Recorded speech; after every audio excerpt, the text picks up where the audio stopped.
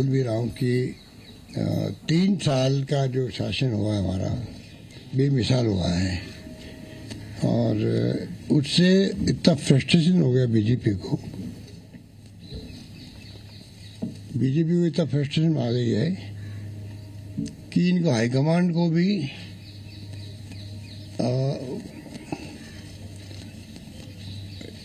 आगे आके इनको कहना पड़ रहा है, अरे भाई कौन बोल रहे हैं, कौन बात कर रहे हैं, तो उनको भी कहना पड़ रहा है कि आप कर क्या रहे हो। आज 3 साल बाद में मुझे इस बात की बहुत प्रसन्नता है कि आम जनता का आशीर्वाद, सहयोग, समर्थन सरकार को मिल रहा है। जो कहते हैं कि सरकार विरोधी लहर पैदा होती है 2-2.5 साल बाद में हो जाती है, 3 साल के बाद में भी सबको एहसास हो गया है आम जनता हमारे कामों से खुश है। जो हमने फैसले किए हैं, चाहे वो कोरोना का हो मैनेजमेंट, चाहे शिक्षा में, स्वास्थ्य में, पानी में, बिजली में, सड़कों में, सब में, उससे बहुत फ्रस्ट्रेशन में आ गए। हर जो इश्यू नहीं होता, नॉन इश्यू को इश्यू बना रहे लोग। नॉन इश्यू को इश्यू बनाने का इन्होंने धंधा कर रखा है। धंधा करने का समझ गया मतलब कि कोई इश्यू बनता ही नहीं तो धंधा कर रहा है। मतलब एक प्रकार से हर चीज़ को आप तो मीडिया के माध्यम से आप ट्रायल कराते रहो, मीडिया ट्रायल करवाने के लिए। तो ये जो स्थिति बनी है वो मैं महसूस करता हूँ अलवर की घटना के वक्त में भी और अभी भी महसूस करता हूँ। अब 25 लाख के लगभग छात्रों ने या नौजवानों ने भाग लिया। हमने आप समझ लीजिए कि उनके प्रति ये भावना वाली थी सबकी कि भाई कैसे 25 लाख लोग जेलों में जाएंगे, कहाँ तो रुकेंगे, कहाँ खाना खाएंगे। सर्दी का वक्त है तो हमने तमाम जगह मैनेजमेंट की मैंने खुद मीटिंगें बुलाई और हमने उनको सारे बसें फ्री की हुई थी पहले रोडवेज की। फिर मालूम पड़ा तो कम पड़ रही है तो प्राइवेट बसें करो और सब सुविधा हमने दी उनको। कलेक्टर को कहा गया आप एनजीओ से संपर्क करें, जिलों के अंदर प्रयास करें कि रात को रहने में तकलीफ नहीं आए, आराम से कोई खाने पीने की व्यवस्था भी कोई एनजीओ करे। और मुझे खुशी है कि जो कोरोना में देखने को मिला लोगों का जो भाव कि सबने मिलकर लड़ी, किसी गरीब को भूखा नहीं सोने दिया। वही मैंने महसूस किया कि इतना कहने मात्र से 2 दिन के नोटिस के अंदर भी सबने उनको खाना भी खिलाया, उनको रुकवाया भी। जो आगरा से और जो पड़ोसी राज्य लोग आए थे वो इतने गदगद हुए बच्चे एक साथ, हमें कोई कल्पना नहीं की थी ऐसा माहौल भी हमें मिलेगा। इस माहौल में एग्जाम करवाए। एग्जाम के बाद में जब जो पेपर लीक की खबर आई, इमीडिएटली एसओजी को केस दिया गया। एसओजी केस दे दिया गया और आप देखिएगा अभी माहौल पूरे कंट्री में बना हुआ है किस प्रकार पेपर लीक हो रहे हैं। ये क्यों हो रहे हैं, ये नौबत क्यों आ रही है, उस पर भी भारत सरकार को सोचना चाहिए, राज्य सरकार को सोचना चाहिए नौबत क्यों आ रही है कि बच्चे जो हैं वो गैंग बना करके पेपर आउट करने के षड्यंत्र में लग जाते हैं। ये नौबत क्यों आई है, उसको ठीक करने का सकता, वो अलग इश्यू है। केंद्र सरकार में 3 पेपर आउट हुए, 21 में, 17 में और 21 में। थर्ड सेना के लिए सामान्य सैनिक भर्ती, SSC, CGL, UGC net 2021, Hindi की परीक्षा, ये सब आउट हुए हैं। उत्तर प्रदेश में हुए हैं 21 के अंदर, 18 के अंदर। हरियाणा में हुए हैं 21 के अंदर। उत्तराखंड में हुआ है 16 के अंदर 2 बार। गुजरात में हुआ है दिसंबर 21 के अंदर अभी। महाराष्ट्र में भी हुए हैं, गुजरात में 18 में भी हुए हैं, महाराष्ट्र में अब 21 में हुए हैं 2 बार। मध्य प्रदेश में 20 में भी हुआ, 21 में भी हुआ है और हिमाचल प्रदेश में भी 20 में हुआ है। कर्नाटका के अंदर भी 20 में हुआ है। अधिकांश जगह पर ये नियुक्तियाँ निरस्त भी की गई है, करीब सब जगह निरस्त की गई है। ये जो हालात बन रहे हैं ये बहुत ही चिंताजनक स्थिति है, क्योंकि वैसे भी रोजगार के लिए आज देश में महंगाई के अलावा, महंगाई के बाद में रोजगार की स्थिति विस्फोटक बनती जा रही है, विस्फोटक। जो बिहार में देखा आपने, ट्रेन जला दी गई। अभी सालों बाद सुनते हैं कोई ट्रेन जलाने की नौबत भी आई है। ये शुभ संकेत नहीं है पूरे देशवासियों के लिए, देश के लिए और सरकारों के लिए भी। उनमें मैं सब सरकारों को शामिल करता हूँ, चाहे केंद्र की चाहे राज्य की सरकार, सरकार ही होती है। पर अच्छी संकेत नहीं है कि इतना विस्फोटक स्थिति है, नौकरी मिल नहीं रही है, इन्वेस्टमेंट आ नहीं रहा बाहर से भी, कोरोना अलग ऊपर से आ गया। तो आप देखिएगा कि इन्वेस्टमेंट नहीं आगे तो प्राइवेट सेक्टर में नौकरी कैसे लगेगी, और विस्फोटक स्थिति बनती है। वही माहौल बना हुआ है। अब उसके अंदर सरकार ने करीब 1 लाख नौकरी नियुक्ति दी राजस्थान के अंदर, 90,000 के आसपास का प्रक्रिया चल रही है। उसके अंदर अच्छे माहौल में हम चाहते थे कि राजस्थान में कोशिश करें। इन्वेस्टमेंट 22 एक इवेंट होने जा रही थी, वो भी पोस्टपोन हो गई इस कोरोना के कारण से। पर कैसे प्राइवेट सेक्टर में, कैसे पब्लिक सेक्टर में हम लोग नौकरी दें, ये हमारी प्रायोरिटी है। पर बीजेपी ने जिस रूप में बिहेव किया है वो अच्छा नहीं किया है। बीजेपी का व्यवहार जो है ना, वो मैं समझता हूँ कि अगर मैं कहूँ कि कंडेम करने लायक है तो कोई अतिशयोक्ति नहीं होगी।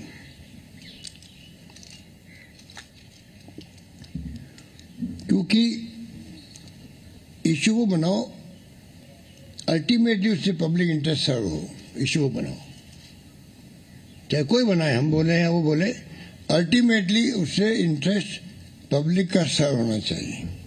क्या मैं उनसे पूछना चाहता हूं कि रिट के अंदर जो बच्चे बैठे हैं, जिस में इश्यू बनाया जा रहा है और बनाया गया है, पब्लिक के अंदर जो कुछ भी नई नई बातें लाई जा रही है, उनको पूछो भी आप क्या, जो लोग बोल रहे हैं नेता लोग बीजेपी के, पूछो आप लोग क्या जो गैंग काम कर रही थी ये पेपर लीक करने की, उनके अगर आपके संपर्क हैं, आप अगर भागीदार नहीं हैं आप उसके अंदर, और सरकार बदनाम करने षड्यंत्र आपका नहीं था, तो आप एग्जाम के पहले कह देते। तो बड़ी स्टेटमेंटशिप होती है आपकी कि भाई देखो हमारे पास खबर आई है और पेपर लीक हो सकते हैं। तो सरकार भी उस ढंग से पहले और प्रिकॉशन करती। अगर हमें ईमानदारी होती तो आप उसको, अगर आपके पास कहाँ से खबर आई, वो तो कम से कम सामने आनी चाहिए, वो भी जांच का विषय होना चाहिए। मैं तो एसओजी वालों को कहना चाहूँगा, आप पता करो कि अगर ये किसी के पास, क्योंकि ये मालूम आपको, कोई क्राइम की जानकारी किसी को मिल जाए, आम आदमी को भी, और वो जानकारी नहीं दे तो वो भी भागीदार होता है, क्राइम का भागीदार होता है, ये लॉ कहता है। तो क्या मतलब ये जो बोल रहे हैं बढ़ चढ़ करके कि शिक्षा संकुल और कहाँ कहाँ क्या क्या होगा, कैसे होगा, पूरी पिक्चर बता रहे हैं। तो भाई आप किस गैंग से मिले हुए हो? वहाँ गैंग वार चल रहा है, इसके अंदर भी गैंग वार चल रहा है, कई गैंग काम करती है इसके अंदर। आप किस गैंग से मिले हुए बताओ, वरना कोई कारण नहीं था। अगर आप पब्लिक इंटरेस्ट होता आपका, आप शिक्षा मंत्री को कहते, चीफ सेक्रेटरी को कहते, मान लीजिए डीजी पुलिस को कहते,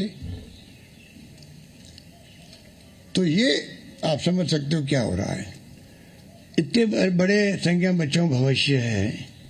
तो हमने आज तय किया कैबिनेट की पूरी मीटिंग के अंदर कि भाई हम क्यों नहीं, जनता ही माई बाप है। देखिए जनता की जो खलक की आवाज़ खुदा की आवाज़ वाली बात थी, उसी ढंग से अगर मान लीजिए जनता में भावना है भाई पता नहीं लीग में कितने लोगों को फायदा पहुंचा होगा, एसओजी के आधार पे तो मैक्सिमम 300 लोग होंगे, 350 लोग होंगे, मुश्किल से होंगे, वही मुश्किल से होंगे। और एसओजी की कामयाबी को भी अप्रिशिएट नहीं कर रहा है। गुलाब सिंह कटारिया ने अप्रिशिएट किया तो दूसरे दिन, क्योंकि वो आरएसएस और बीजेपी के फासिस्ट लोग, बार बार कहते हैं फासिस्ट लोग हैं, इनका विश्वास नहीं है लोकतंत्र में, इसलिए सेकंड है उसको इतना दबाया गया कि उनको अपने बयान बदलना पड़ा। नेता प्रतिपक्ष को बयान बदलना पड़े, सच्चाई तो बोल दी उन्होंने, फिर दबाया कि नहीं अब तो आप तो कर क्या रहे हो, हमारा एजेंडा इस सरकार को बदनाम करने का। ये एजेंडा आपका दिल्ली के चल के आया है, यहाँ पर दिल्ली से चल के एजेंडा आया है इनका कि अब आपके बारे में कुछ नहीं रहा है, 1.5 साल 2 साल बचे हैं, अब तो आप सरकार को झूठा ही बदनाम करो, कुछ भी करो, और उसमें इनकी मास्टरी है। काम कम करते हैं, मार्केटिंग ज़्यादा करते हैं। उसी ढंग से ये बदनाम करने का भी आप देखिए इनको तरीका, रात दिन सोशल मीडिया के इनके कब्जे में है। जो इनकी वो टोल आने बैठी हुई है, उनका काम धंधा यही है, तो आप समझ सकते हो। तो आज मैंने तय किया कि हम इस एग्जाम को L1 में तो कोई पेपर आउट हुआ नहीं है, L2 का एग्जाम जो है उसको निरस्त करेंगे। और L1 तो एग्जाम उसमें कोई पेपर आउट हो नहीं हुआ है, L2 का एग्जाम जो उसको निरस्त करके नए सिरे से सबको चांस मिल जाएगा, उसके अंदर कहने की गुंजाइश खत्म हो जाएगी।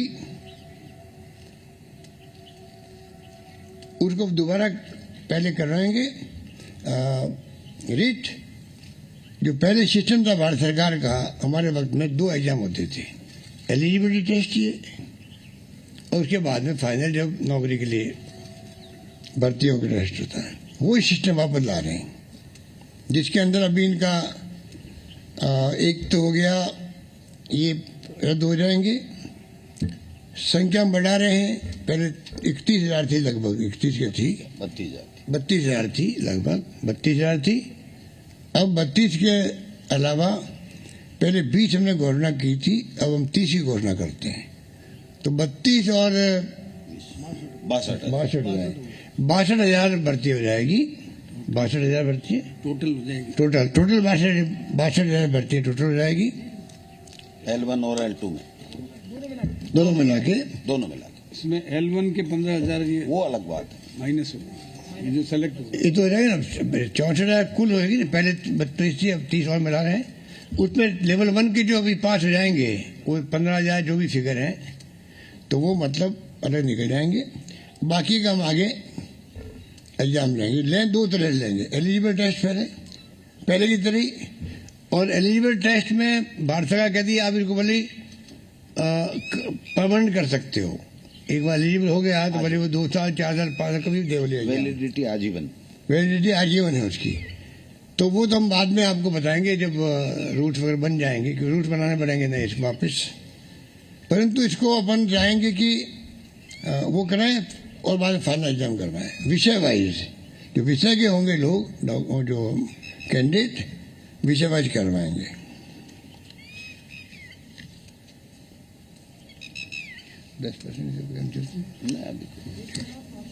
है भाई, नियमों में संशोधन कर अभी मई में पहले हमने कहा था 20,000 की जो भर्ती हमने कही थी, मई के लिए कही थी, तो 1 महीना खिसक सकता है, क्योंकि वो रिपोर्ट आने वाली है। मिस्टर व्यास की अध्यक्षता में, जस्टिस व्यास की अध्यक्षता में जो कमेटी बनाई हमने, वो रिपोर्ट 15 मार्च तक आएगी कि आगे कोई फर्जीवाड़ा नहीं हो, पेपर लीक नहीं हो। तो रिपोर्ट आएगी तो उसको आधार बनाकर हम चाहेंगे कि जल्दी वो रिपोर्ट मिलते ही हम घोषणा कराएंगे कि एग्जाम कब होंगे। वो पूरा प्रोग्राम को दे दिया जाएगा। कानून भी कड़ा बना, और कानून जो ला रहे हैं असेंबली के अंदर इसको रोकने के लिए, वही कड़ा कानून लेके आएंगे। जो गुंजाइश नहीं दे रहे राजस्थान के अंदर, देखिए पिछले 10-15 साल हम देख रहे हैं कि एक तो कई तो जुडिशरी में अटक जाते हैं, कई बार मामले, कोई भी व्यक्ति चला जाता है जुडिशरी के अंदर, और कई बार आप देख लीजिए लीक होते हैं या इस कारण से अटक जाते हैं। बीजेपी शासन की भर्ती भी हमें पूरी करनी पड़ती है, चाहे आरपीएससी की हो, आरएस की, वो भी अपन ने करी, और चाहे वो टीचर की भी हो, अपन नहीं की अभी सरकार आने के बाद में। तो ये नौबत नहीं आनी चाहिए। जैसे यूपीएससी में हो रहा है, हम चाहते हैं यूपीएससी पैटर्न आरपीएससी फॉलो करे पूरी तरह से, बल्कि वो जो सबऑर्डिनेट सर्विसेज बोर्ड बना वो भी फॉलो करे। और बाकी सिस्टम ऐसा बन जाए जो कमेटी रिपोर्ट आएगी उसके आधार पर हम चाहेंगे कि ऐसा सिस्टम बने कि बिल्कुल इसमें स्मूथली बच्चों को टेंशन भी नहीं हो, आराम से एग्जाम दे सके। ये बार बार आप कितने क्या बीतती होगी उनके ऊपर, क्या बीतती होगी कि पता नहीं अब क्या होगा। कई लोगों की जिंदगी में अवसर होता है, नौकरी लगने वाली है और ये क्या हो गया, पेपर आउट हो गया, पता नहीं कितने हो गया। और ये हमारे जो जिनका कोई कहना चाहिए कि कोई रेस्पॉन्सिबिलिटी नहीं लोगों की, बोलने के अंदर कुछ बोल जाते हैं। जब आप विश्वास करते हो एसओजी पर अच्छा काम कर रही है, उसके बाद में ये लोग जिस प्रकार से उन्होंने माहौल बनाया वो मैं समझता हूँ कि उचित नहीं है। और ये लोग जिस प्रकार से बोल रहे हैं, अपनी भाषा काम ले रहे हैं, वो भी उचित नहीं है। देखिए उचित नहीं है। एज और होंगे उनको भी स्टिलन देंगे, ओवर एज हो जाएंगे मानो इसके कारण से इसके उसको हम लोग इसमें छूट दे देंगे, मतलब उनको प्रॉब्लम नहीं आएगी। ये अनफॉर्चुनेट है। ये कोई हम लोग, ये आपको याद होगा मैंने कहा था सचिवालय के अंदर जब मांग की थी, हमारे मीडिया वालों ने पूछा भाई आप इसको एग्जाम को कैंसिल करेंगे, तो मैं कहा बहुत आसान काम है, परंतु लाखों बच्चों का भविष्य जुड़ा हुआ है, तो मैं इसलिए आप इसको क्यों सोचते हो कि कैंसिल हो एग्जाम। हमने देखा कि कोई तरीका निकाले जिससे कि ये एग्जाम हो जाए, सब्जेक्ट वाइज भी हो जाए। परंतु हमने देखा हम कुछ भी कर ले, जब ये तय कर बैठे हमारे विपक्ष के नेता लोग, हमें तो सरकार को बदनाम भी करना है, एग्जाम होने देंगे नहीं टाइम पे, ये आगे भी। इसलिए हमने कहा नए सिरे से शुरू करते हैं जिससे कि टाइमली फिर एग्जाम होने लग जाए। हमको इससे खुश नहीं है, इस फैसले से, इनकी हरकतों से तंग आकर के हम देखते हैं कि बच्चों का भविष्य खराब क्यों हो। लाखों बच्चे होते हैं, परिवार होते हैं उनके, उनमें क्या बीतती है।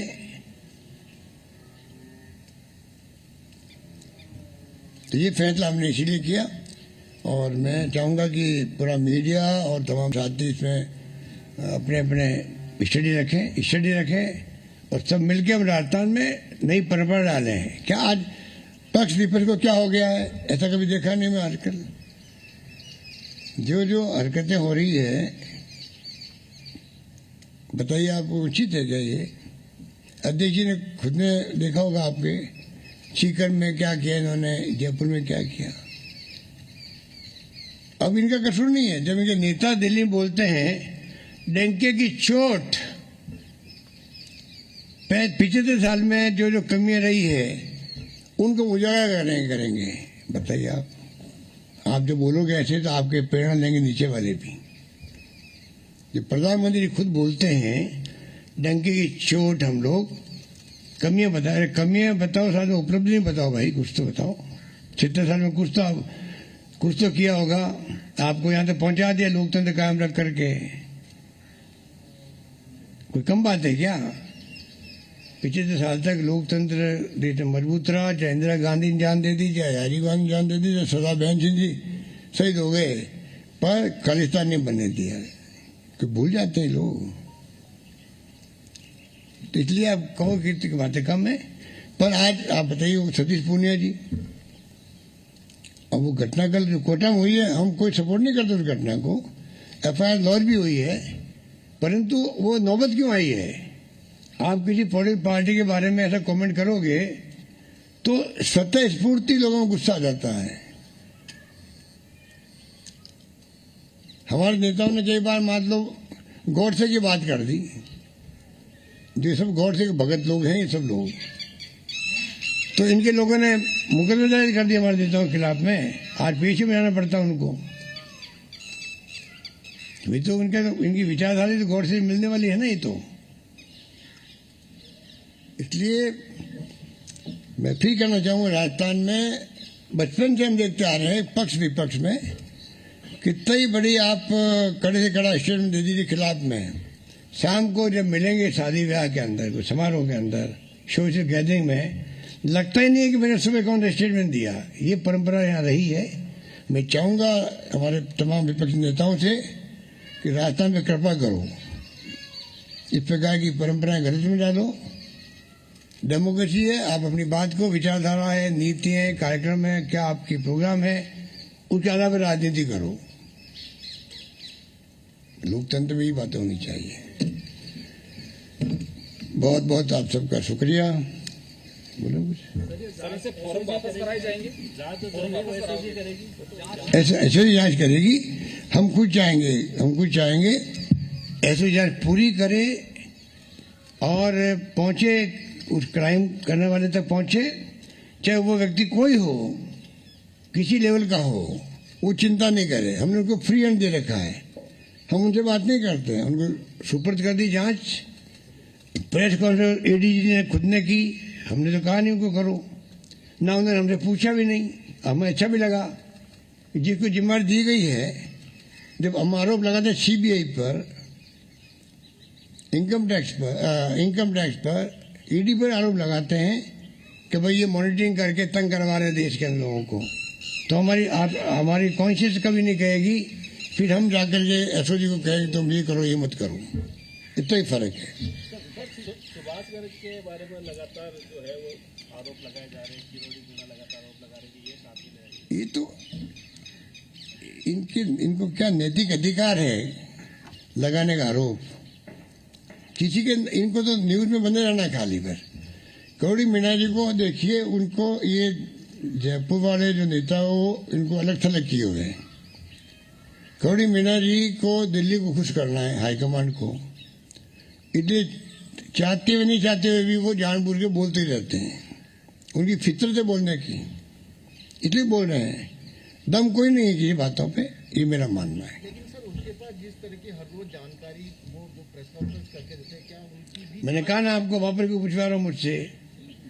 मैंने जवाब शुरू में ही कर दिया आपको कि भाई ये तो जांच का विषय होना चाहिए कि तुम कौन सी गैंग से मिले हुए हो।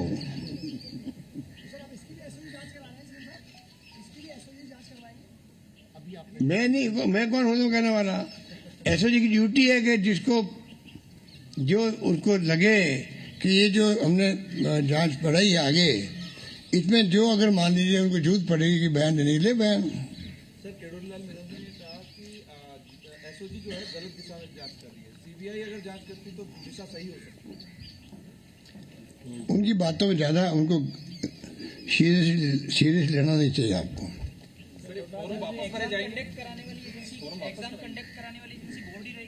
देखिए मैं देखता हूँ आप थोड़ा एंजॉय कीजिए 15 मार्च तक का जो रिपोर्ट आ जाएगी वो जो जस्टिस व्यास की, उसके बाद में हम लोग तय करेंगे क्या करना चाहिए। बोल गए ना भाई आप, अभी ऑप्शन में थे क्या आप? अभी बोलो, अभी तो बोला हूँ मैं। इनके तो मैं जवाब दिया कि इनके घर कुछ लिख जाते हैं, वो क्या कमेंट करते हैं, ये क्या हो रहा है, ये तो मैंने कहा आपको। सबसे पहले तो आप सबका स्वागत। आज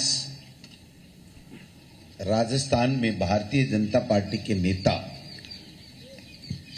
अपने आपस के वर्चस्व की लड़ाई में 20 लाख युवा बेरोजगारों के भविष्य के साथ खिलवाड़ कर रहे हैं। 20 लाख युवाओं के साथ केवल और केवल आपस में मैं बड़ा कौन और अपने आला कमान को खुश करने के लिए किरोड़ी मीणा जी और सतीश पूनिया जी दोनों राजस्थान के युवाओं के हितों के साथ में कुठाराघात कर रहे हैं। पेपर लीक, पेपर चोरी पहली घटना नहीं है, लेकिन ये पहला उदाहरण है जब सरकार ने आगे बढ़ करके, जब सूचना मिली एसओजी को जांच दी और एसओजी को यह कहा गया कि आप पूरी तह तक जाइए, इसमें कौन सी गैंगें काम कर रही हैं, किस प्रकार से कर रही हैं, उसको पूरी तरीके से समाप्त करना है। यह हमारी सरकार का ऐतिहासिक फैसला। पहली बार राजस्थान में जो कर्मचारी संलिप्त पाया जाएगा उसको बर्खास्तगी का निर्णय किया गया। वो इसलिए किए गए कि राजस्थान के युवा के आशीर्वाद से हमारी सरकार कांग्रेस की सरकार बनी है। उस युवा को जो हमने हमारे जन घोषणा पत्र में कहा था कि हम आपको रोजगार देंगे, नौकरी देंगे, उस नौकरी की दिशा में हम हमारे 3 साल में उनके 3 साल से ज्यादा नौकरियां दे चुके और आगे उनके 5 साल में जितनी नौकरियां दी उससे हम कहीं ज्यादा नौकरियां देने वाले हैं। 3 साल में गुड गवर्नेंस के कारण से ये लोग किसी भी बात का मुद्दा नहीं बना पाए और सरकार गिराने का षड्यंत्र किया, वो औंधे मुंह गिरे। उससे बौखलाए हुए दिल्ली में बैठे हुए भाजपा के नेता अमित शाह जी, मोदी जी और उसके साथी, और यहां पर 2 ग्रुप बल्कि 3 ग्रुप हैं। वसुंधरा राजे जी का ग्रुप, सतीश पूनिया प्रदेश अध्यक्ष है उनका ग्रुप, और किराड़ी मीना जी एकला चलो रे अपना ग्रुप। ये तीनों ग्रुपों ने अपनी वर्चस्व की लड़ाई में 20 लाख राजस्थान के युवाओं को सपनों को चकनाचूर करने का काम किया। उनको इंतजार करना चाहिए था एसओजी का, और मैंने पहले भी कहा था पीसीसी प्रेसिडेंट के नाते और तत्कालीन शिक्षा मंत्री के नाते कि आप कोई भी क्लू बताइए, कोई भी सूचना दीजिए, सरकार पूरी तरीके से जांच करेगी। जब भजनलाल नहीं मिल रहा था तो 1-1.5 महीने तक ये जांच धीमी पड़ गई। मैंने माननीय मुख्यमंत्री जी को आकर के कहा, इसी लोन में हम बैठे थे, कि मुख्यमंत्री जी युवाओं के कारण से हम लोग आए हैं। युवा ये महसूस करता है कि इस जांच को पूरी तह तक ले जाना चाहिए। इन्होंने तुरंत टेलीफोन उठाया और अशोक राठौड़ जी को कहा कि ये जांच आगे क्यों नहीं बढ़ रही है। उन्होंने कहा भजनलाल बिश्नोई हमें मिल नहीं रहा है, हम लगा रखे हैं आदमी, जो ही मिल जाएगा हम इसकी तह तक चले जाएंगे। इनको इंतजार करना चाहिए था। और अगर एसओजी ये कहती कि बड़े लेवल के ऊपर हुआ है तो स्वतः ही सरकार निरस्त कर देती। अगर एसओजी 100 जगह, 200 जगह, 300 जगह की कोई बात करती तो उसके बाद में उस तरीके से सरकार फैसला करती। लेकिन इनको 3 साल में एंटी कमेंसी पैदा नहीं कर पाए। 25 में से 25 सांसद 1 रुपया दिल्ली कोड़ी ला नहीं पाए राजस्थान के विकास के लिए।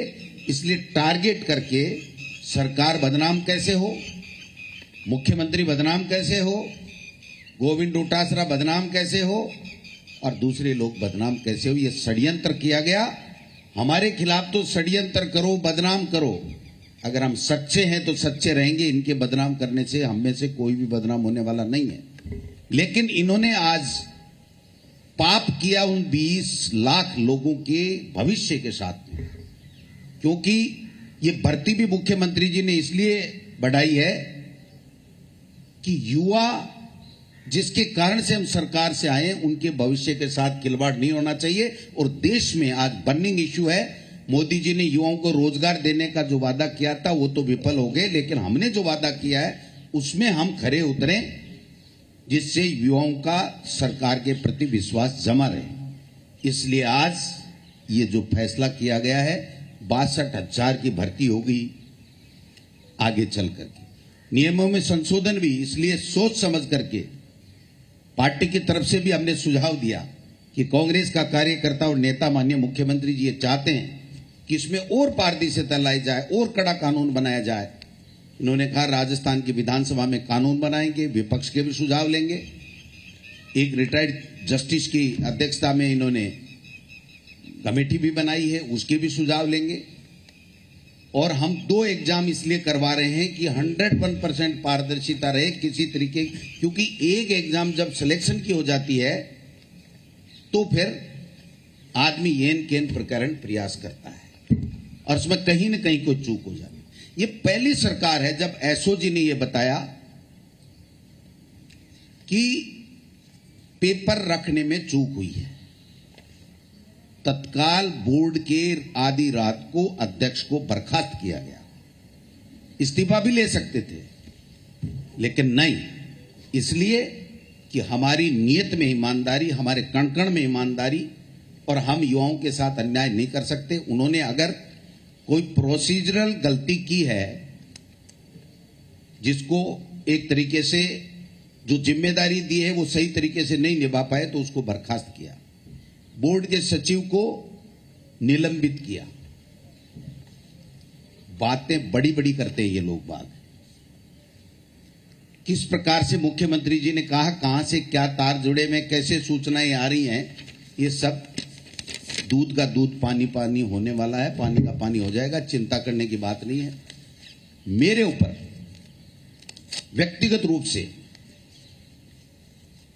अगर किसी भी नेता ने कोई आरोप लगाया, एक आलपिन की नोक जितना आरोप साबित कर दे इस रीट भर्ती परीक्षा मेरे या मेरे परिवार के शामिल होने का, तो मैं आप सबके सामने कह रहा हूं, कोट कर लीजिए, जिंदगी में मैं और मेरा परिवार राजनीति नहीं करेंगे। 12 लोग फेल हो गए हो तो बताओ। लेकिन मेरे परिवार के 13 लोगों ने एग्जाम दिया, मैं विधानसभा में बताने वाला था। मेरे परिवार के 13 लोगों ने एग्जाम दिया, 13 में से एक भी पास नहीं है। इनको शर्म आनी चाहिए। सुभाष गर्ग जी के पीएसओ के लिए अभी किरोड़ी जी ने बोला कि वो पास हो गया, पेपर लीक हो गया, 150 में से 29 नंबर आए। शर्म आनी चाहिए। ये युवाओं के भविष्य के साथ खिलवाड़ कर रहे हैं। ये कोई छोटी मोटी बात नहीं है। आप किसी के ऊपर मन मर्जी है जैसे आरोप लगा दो। अगर हिम्मत है तो तथ्य सत्य लाइए। मैं आप में से और बीजेपी के तमाम नेता जो अपने आप को तुरपखा समझते हैं, मैं उनको कहूंगा कि आप जांच कीजिए। अगर रीट के इस पेपर के अंदर गोविंद सिंह डोटासरा का कोई रिश्तेदार या उसका परिवार अगर शामिल मिल जाए तो मैं पुनः कहना चाहता हूं, मैं उसी दिन राजनीति से संन्यास ले लूंगा। लेकिन इस तरह की बकवास, इस तरह की घिनौनी हरकत, ये केवल इसलिए कि इनके पास में राजस्थान की सरकार के गुड गवर्नेंस के खिलाफ कोई मुद्दा नहीं। अलवर की घटना का सीबीआई को जांच दे दी। आपके केंद्र में सरकार है, सीबीआई से तुरंत जांच कराओ और पर्दाफाश कराओ। आप पर्दाफाश कराओ ना। आपको पचबदरा की जो एनकाउंटर की बात थी उसकी जांच दे दी। आप उस दिन कर रहे थे, हमारे नेताओं का नाम ले रहे थे कि उनकी संलिप्तता, आप जांच कराओ, जेल में डालो किसी को। मैं हूं दोषी तो मुझे डालो, अगर और कोई नेता है तो और को डालो। लेकिन तुम पूरे काले हो कोयले की तरह, तुम हमारी सफेदी पे क्या दाग लगाओगे? इनकी औकात नहीं है, इनमें हिम्मत नहीं है। उन्होंने केवल इतना काम कर दिया कि जिन युवाओं को हम महीने 1.5 महीने में 32,000 युवाओं को नौकरी देना चाहते थे, उसमें से आधे बच्चों को अब 4, 6, 8 महीने इंतजार करना पड़ेगा। लेकिन हमारी सरकार ने, मुख्यमंत्री जी को धन्यवाद देना चाहूंगा पार्टी की तरफ से, कि हम और पद बढ़ाएंगे, हम बजट ला रहे हैं और पद दे देंगे, लेकिन हम हमारे प्रदेश के युवाओं को नौकरी देके रहेंगे। चाहे ये कितना भी झूठ प्रपंच फैला लें, ये कभी कामयाब नहीं। धन्यवाद। ठीक है भाई, आज का मुद्दा यही है। आप बैठे हो यहाँ पे। अब आप सुनो, चिंतन शिविर की मैं बता दूं, आप चिंतन करो कौन लोग सही हैं, कौन लोग झूठे हैं। जो झूठे हैं उनको बेनकाब करो, जो सच्चे हैं उनकी सच्चाई जनता को दिखाओ, जिससे जनता खुश हो सके। धन्यवाद। थैंक यू भाई। कॉन्फ्रेंस में सुना आपने सीएम अशोक गहलोत को, गोविंद सिंह डोटासरा को। बड़ी बातें आपको दिखा रहे हैं ब्रेकिंग न्यूज के जरिए। देखिए 62,000 पदों पर भर्तियां होंगी, ये सीएम गहलोत ने बात कही प्रेस कॉन्फ्रेंस के जरिए। बड़ा फैसला लिया गया, रीट पेपर लेवल 2 परीक्षा निरस्त की जाएगी। ये बड़ा फैसला, लेवल 2 की परीक्षा निरस्त की जाएगी और अगली परीक्षा 2 स्टेज पर होगी। ये बड़ी बात कही है सीएम अशोक गहलोत ने। पहले होगा एलिजिबिलिटी टेस्ट, उसके बाद जो है भर्तियां होंगी। ये बड़ी बातें आपको दिखा रहे हैं इस वक्त टीवी स्क्रीन पर। और देखिए डोटासरा ने भी बड़ा बयान दिया है। ये कहा कि अगर मेरे या मेरे परिवार की अगर रीट में संलिप्तता मिलती है तो राजनीति से संन्यास ले लूंगा। 13 लोगों ने परीक्षा दी और कोई भी मेरे परिवार से पास नहीं हुआ। ये बड़ा बयान दिया डोटासरा ने। और सीएम अशोक गहलोत को भी आपने सुना इस प्रेस कॉन्फ्रेंस में। बड़ा फैसला लिया गया है इस प्रेस कॉन्फ्रेंस में।